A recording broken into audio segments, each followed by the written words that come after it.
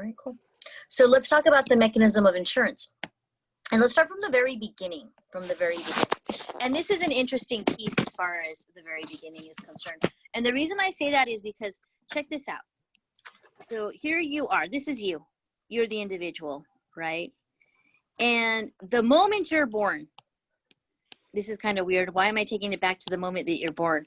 Well, the moment you're born, guess what? Risk is born with you. Risk is born with you. Isn't that interesting? An interesting thought? Like the moment you're born, risk is born with you. And what risk is born with you? What's the risk? As soon as you're born, what's the risk? Life. Thank you. Loss of life. Yeah. Right? One of the things that was said in the class last night, that the breathwork class that I'm taking, it was interesting because I don't remember hearing this, but I remember writing it down. It's interesting to remember not hearing it, but remember writing it down. And one of the things that she says is the thing that is with you the thing that is your best friend and closest to you is the thing that is born with you and dies with you, and that's your breath. Isn't that powerful? Like your breath is with you from beginning to end. And so having a relationship with your breath is so important, because really that's what, as soon as you're born, you already have a sense of what risk is. And that's the loss of something, the need for something, the want for something, right? And then losing that, like the potential for losing that. And so when we look at it from that perspective, loss of life, right? So the first risk is death. Mm-hmm. And that's a human loss, right? That's a human loss that every single person, no matter who you are, that's part of our humanity, that we have this risk of loss of life. And then eventually, we evolve. We like to think we evolve and we start to grow up. And then we rely on our parents, don't we? So we've got our parents, whether we grew up with one or two parents, we still have our parents. And see, how many of you got into trouble when you were a kid? Charles. Oh, Kristen too. I thought I would think you were a good girl, Kristen. So you got into trouble. Yeah. And I don't know what kind of trouble you got into, but let's just say you got the kind of trouble into where you maybe vandalized, you were adventurous, and you broke windows, and then maybe that's not even an adventure. You're just playing baseball and you break a window, right? Now, when you break a window, when the window is broken, right, that's a property loss.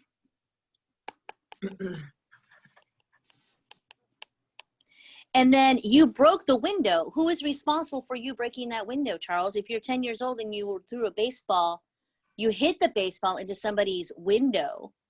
Yes. That's right. And then your parents are held liable, right? There's a liability component to this. So check this out. No matter where we're at in our life, we always have risk. From the moment you're born, you've got the risk because there's a possibility of the loss of life. As you grow up and you evolve, your actions have the consequence of if you cause damage or loss to someone else's person or to someone else, there's a liability component to that, where that person will be held responsible for covering that loss. And what type of losses? Property losses, right? It could be a window. It could be, guess what? You start to drive. You're a teenager and you begin to drive. And oh no, actually, I didn't get into my first accident until I was like 27. But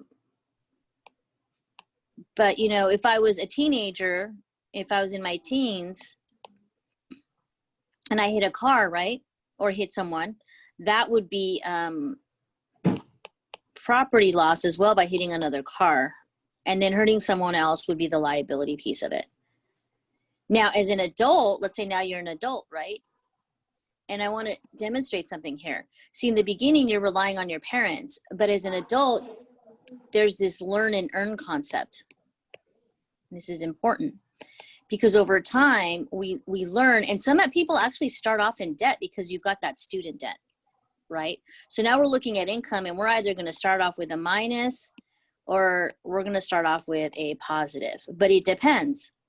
So if you're starting down here, over time, you're going to start to work, learn and earn, and your income earning potential, right? Now you're accumulating stuff. At the beginning, you're relying on who? Parents. Parents. The parents, right? And then eventually get to a point where you got to rely on yourself. And now all of the stuff that you had, all that property you had, really it was your parents, wasn't it?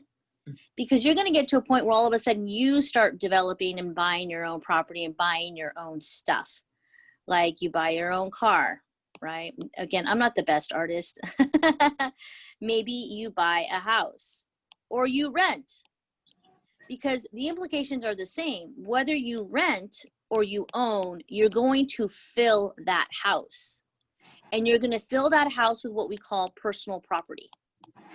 What would be an example of personal property? Bedroom set. Yeah, like your bedroom TV, set, your couches, couch. Yeah. chairs. Chairs. How big is your TV, Charles? You probably have a really big TV. It's only, it's 65 inches. Oh my goodness, 65-inch television? Does it really need to be that big? It does. It absolutely does. Okay. But I mean, you catch my drift though, right? Where we start to, that's supposed to be a 65-inch television. So you start building all this stuff, and check this out. As you evolve in your career, not only are you supposed to be making more money, but you have more stuff. And if you have more stuff, that means you have more stuff to protect. If you have more stuff to protect, that means that you have the potential to lose more. See, when we're over here, are we concerned about risk? When you're young and you're like right before your learn and earn stage, before you go off on your own and you break off from mom and dad, you're probably more likely to take more risk. But as you get older, you've got more stuff. And you know what? You've got experience and you hear stories. What you hear, what you heard, what you experience, and you start to develop an intolerance to risk. You start to make like reasons as to why you can't do certain things because there's a potential for risk. But you know what? We've had risk our entire lives. You've had risk your entire life. And so what mechanism can we put in place to protect against these losses? Because there's one more loss I want to identify here. Because what happens along the path here is that you have the potential of getting sick. Your greatest asset is what? What is your greatest asset? Health. Your health, which is really your income. Your ability to earn an income is your greatest asset. People think that it's their houses, their cars, their stuff. But your stuff is not your greatest asset because you can lose all that stuff. But if you get hurt and you get sick, then you can potentially lose the ability to earn an income. Now, of course, we have our exceptions and our, individuals that no matter what happens to them, they're going to overcome it, right? They're going to find a way to make income even if they're sick. The general population, though, if they get sick or become disabled and they can't go back to earn an income, then where do they get that income from? How do they protect against that? All right. So there's loss resulting from sickness. I'm going to spell this out because I put sick and I'm going to add sickness. And then, or disability. Let's put disability in there. That's the word you need to know anyways. And then there's this other thing here that happens as we get older. Once we get older, the curve for earning income during your income earning years is an upward curve, and then it starts to go down. Now, I don't have enough space here, and yeah, it doesn't let me move the screen. And so I want to point out here, though, there's a point here where your earned income starts to diminish. And you get to a point where you're no longer working. What do we call that? Retirement? Yes, retirement. And when you get to retirement, there is a loss of income that results from that. Because you're no longer, and it's not like your investment income, I'm talking about earned income. As you get older, you get to this place where, you know what, you're not working anymore. Like you don't have the same energy that you had when you were younger. Does that make sense? Yeah. believe that, but that's what I heard. And I've kind of experienced that myself, where I'm not as Active. or let me give you an example. I have a friend who is an ultra marathon runner. Okay, I'm just gonna tell you, she's my sister. She's an ultra marathon runner, right? Actually, she's kind of an anomaly though, but she was go, go, go, go, go, always on the go, go, go, literally on the run, right? Because an ultra marathon runner runs 100-mile races and 24-hour races. The reason I share that with you is she slowed down. She doesn't run those ultra marathon runs because it just takes too much out of her body. And that's part of the aging process. So you're going to get to this place here where you're going to go into retirement. And you're going to rely on all of the money you saved up while you were working and had that earned income coming in. This is one of the risks that a big part of our population is facing this risk. They say that in 2035, 20% of the population will be over 65. They're going to be over 65. And we have an aging population. Well, you're probably wondering, well, what does that mean to you? What that means to you is that you need to start thinking about, depending on where you're at, right? If you're in your 20s, am I going to be thinking about retirement? No. In my 30s? I might hear my older friends complain about it. Like, oh, I need to start saving for retirement or whatever, right? But I mean, at this point, hopefully you're participating in the plans that your employer offers you. You don't know why, but you know that you're supposed to. And so you do. But you probably start getting more aggressive in it in your 40s and in your 50s. But it depends. We can't follow a traditional model anymore. This is very traditional, right? People are raising their families, they're buying stuff. But nowadays, people aren't starting families in their 20s. When are they starting families? 40s and 50s. Their 30s and their 40s. Their 30s and their 40s. And it's very rare to start a family in your 50s. But usually nowadays, they're pushing it to the 30s and 40s. And it's important to recognize that because there is no one size fits all when it comes to risk management. Everything is catered to the person, to the family, to the situation, to where you are in your timeline of your life, right?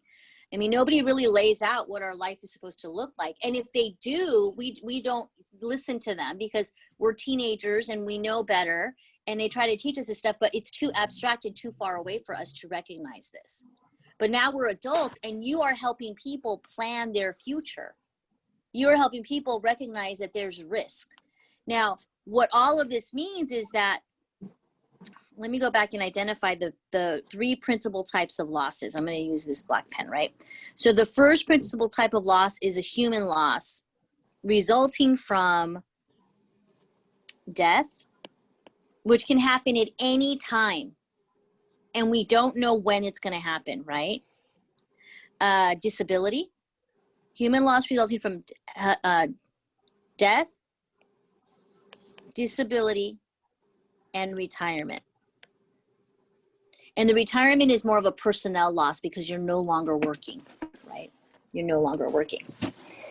I'm going to use the red to identify property losses. Property losses like someone's window, your car, your house, your TV, all of your stuff are property losses. And then you have your liability. So the three principal types of losses include human loss, property loss, and liability loss. And what's liability? It's when it's my fault. My fault. If you, and the tort that you're protecting against here when you have a liability claim is negligence. They have to prove that you were negligent, that it was your fault, right? And tort is more of it's a civil wrong. It's when you do something to someone else and then they sue you personally, right? It's not criminal. Criminals when you break the law. And then it's not contract law because that has to do with interpreting the contracts and then holding you responsible for what you promised to do in a contract. So there's different bodies of law that govern all of this. Now, the interesting about insurance is that someone can sue you and hold you liable for your actions, and you can have an insurance policy that will pay out on a liability claim. That's kind of cool, right? So we have insurance products that will protect all of these losses that we've talked about that you will experience in your life. And so it begs the question now to talk about, well, what we talked about, all these different types of risk, but really what is the definition of a risk? So on your exam, they love to ask accept questions. So I'm going to give you what it is, and then I'm going to tell you what it's not. So risk is defined as the uncertainty of loss, the possibility of a loss,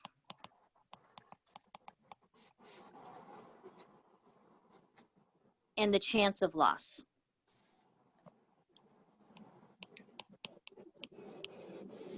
Now, the exception is all of the following pertain to risk except the cause of a loss.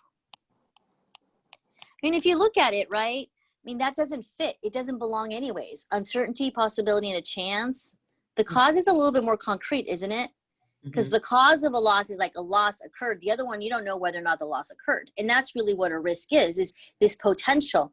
Anything that you don't take care of or that you don't protect as far as something that you could potentially lose is what we call a loss exposure. A loss exposure is when you have something that is exposed that you do nothing to protect. You do nothing to protect it, right? And there's a potential for loss. That's a loss exposure. The cause of a loss, though, means that a loss actually happened. And then you're looking for like, well, what made it happen? And so an example of that would be a big one, right? We've just had millions of acres burned in the state of California. And so what was the cause of that loss?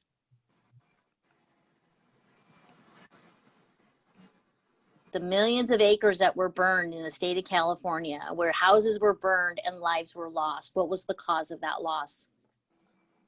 One said that it was from a birthday because they were trying to announce the. No, that's not the cause of the loss. So what was the cause of the loss? The fire. Fire. The fire. So fires, see, it's very, very, very simple. It's not, insurance is not complicated. They can make it very simple. The cause of the loss is a fire.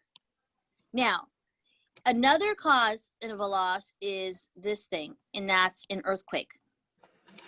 So check it out. The cause of the loss is defined as peril. What's the cause of loss? What do we call them?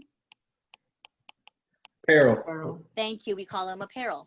So all of those acres that were burned, right? The cause of the loss was a fire. Now, and like I said, we had like homes were lost and lives were lost.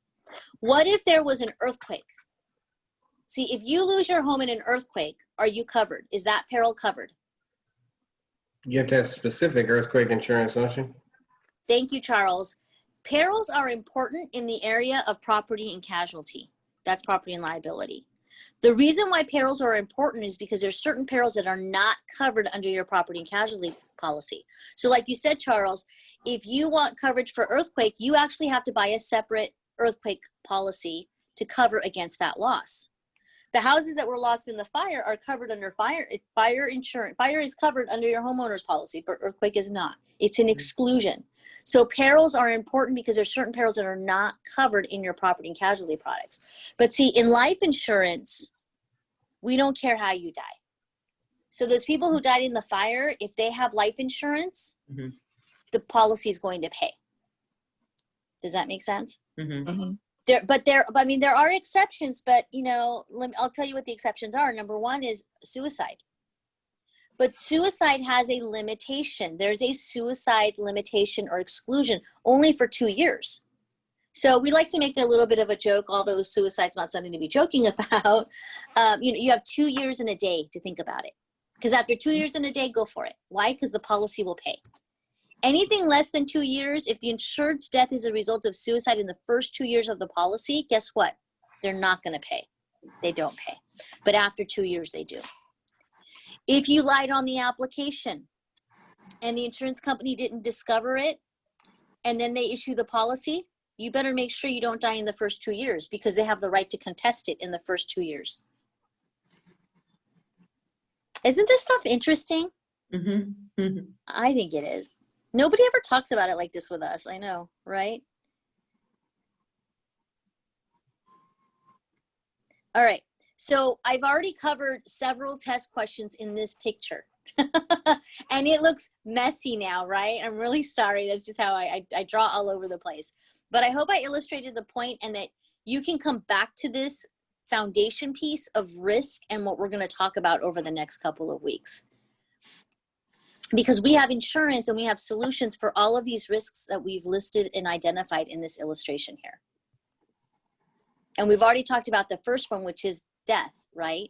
And what type of product do we have to protect against loss of life or death is life insurance. Life insurance. It pays if you die too soon. It pays if you die too soon because we don't know when we're going to die. So if you don't know when you're going to die, it's too soon. Because we always have something we need to do, right? Mm-hmm. Teaching this class has me think a lot about death, you know. And sometimes I wonder, like, wow, if I died right now, look, my office is a mess. Who's going to come clean it up? I better get on purpose and clean it up. There's no insurance for that, by the way. All right. Any questions so far? So we talked about risk, and we define what risk is. Mm-hmm. And even though we have all these risks that we take, sometimes there's risks that we want to take, isn't there? Because there's a potential for gain. But there's risk in life that no matter what we do, there is no gain for that risk. Mm-hmm. It's either loss or no loss. So I'm going to go ahead and let's start a new page